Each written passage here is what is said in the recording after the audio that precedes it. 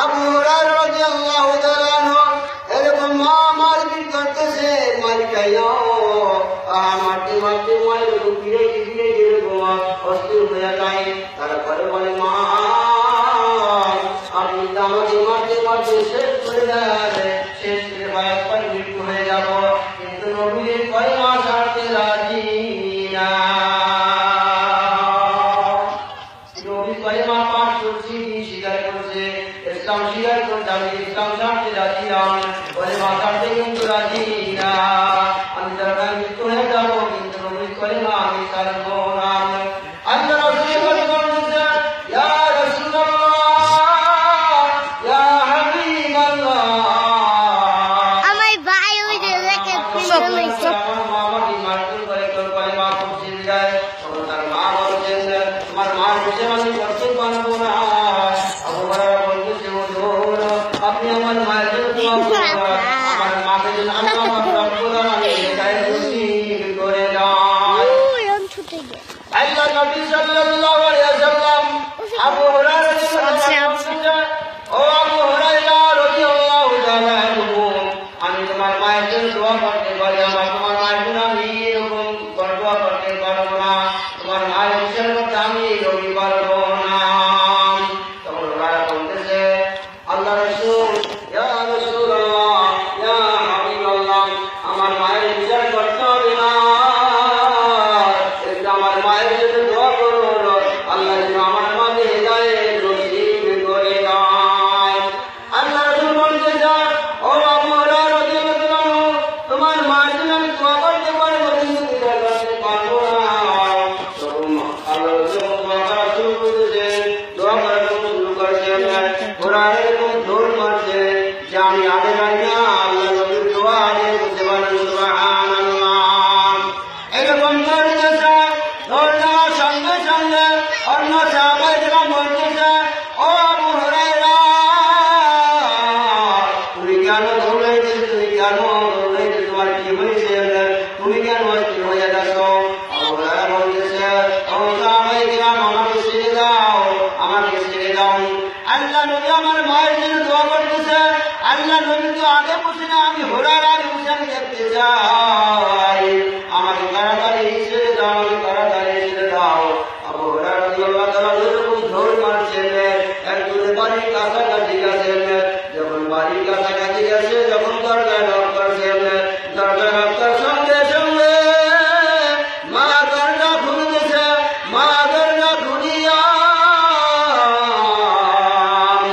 তার ছেলে গলায় কাঁদতেছে, আরে বাবা, আমি তোমাকে অত্যাচার করছি, তুমি কার কাছে মুসলমান হয়েছ, অনেক মারপিট করছি, তোমার সাথে অনেক ঝাঁটি করছি, আমাকে কারাগারে নিয়ে চলো, তুমি কার কাছে মুসলমান হয়েছ, আমাকে কারাগারে নিয়ে যাও। আবু হুরায়রা রাদিয়াল্লাহু তাআলা আনহু তার মাকে নিয়ে আল্লাহ রাসূলের কাছে গেছে, আল্লাহ রাসূলের কাছে বলতেছে, ইয়া রাসূলুল্লাহ, ইয়া হাবিবাল্লাহ, আমার ভুল হয়ে গেছে, আমি ভুল করেছি, আমি হুরায়রার মা, আমার ছেলেকে অনেক অত্যাচার করেছি, আমার ছেলেকে অনেক মারপিট করেছি, না আমার কোন মায়া ছিল না, মহাব্বত ছিল না, আমার একটা হয়ে গেছে।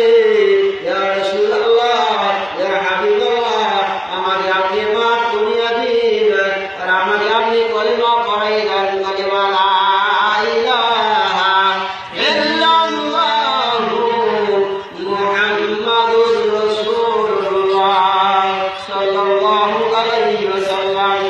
এলাকার মা বোনেরা, এখানে জীবনে পড়তে মা দিলে আপনারা কেউ মনে রাখবেন না, ঘরের জন্য মহাব্বত করেন, বাড়ির জন্য মহাব্বত করেন। ও মা, ও বোন, আপনি ঘরের জন্য মহাব্বত করেন, আজ কিন্তু আপনি ঘরের মধ্যে মৃত্যু হয়ে যায়, মা গো আপনার কিন্তু কেউ ঘরের মধ্যে রাখবে না, বোন আপনার কিন্তু কেউ ঘরের মধ্যে রাখবে না, আপনি ঘর পাহারা দিন, আল্লাহ আপনার ঘরে পাহারা দেবে। আজকে মহাবীর সকলে শোনা, কেউ বাইরে থাকবে না, সকলে কিন্তু অন্ধকার কবরে যেতে হবে, অন্ধকার কবর থেকে আমরা কেউ রেহাই পাবো না। লা ইলাহা ইল্লাল্লাহ, লা ইলাহা ইল্লাল্লাহ, লা ইলাহা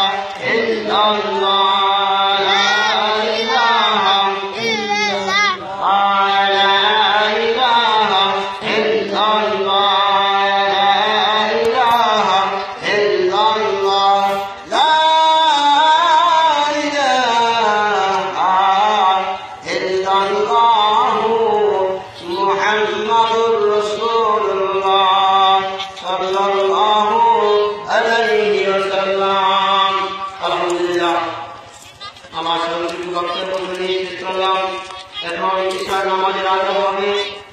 ঈশার নামাজের আজানের পরে মসজিদে জামাত হবে। আপনারা সকলে মসজিদে চলে যাবেন। আজানের পরে সকলে মসজিদে চলে যাবেন, মসজিদে জামাত হবে। নামাজের পরে আমাদের মূল্যবান আলোচনা শুরু করবে। বক্তারা এসে গেছে, আমাদের বিশেষ বক্তা এসে গেছে, আমাদের প্রধান বক্তা এরকম আসতেছে, তৃতীয় বক্তা আসতেছে। আমরা সকলে ঈশার নামাজ আমাকে আদায় করবো। নামাজের শেষে আলোচনা শুরু হবে। নামাজের শেষে মূল্যবান আলোচনা শুরু হবে। এখনই আদায় হবে।